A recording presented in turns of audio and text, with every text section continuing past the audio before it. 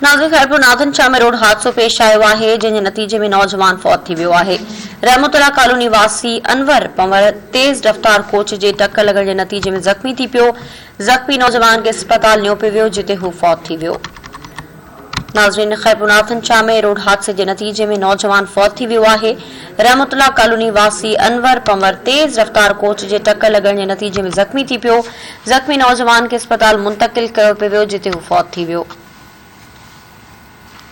Khairpur Nathan Shah में road हादसो पेश आयो आहे, नतीजे में नौजवान फौत थी वियो आहे।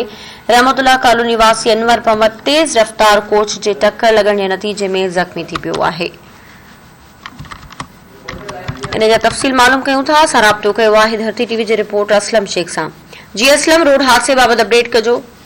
जी खैरपुर नाथन शाह में रहमतुल्लाह कॉलोनी जो रहवासी 25 साल अनवर अली पुट रोशन अली पंवर बाईपास वटि तेज़ रफ़्तार कोच जे टक्कर लॻण सबबि सख्त ज़ख़्मी थी पियो।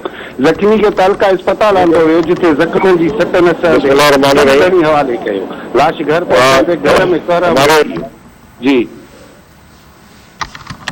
असलम वरी महिरबानी तफ़सील आहे।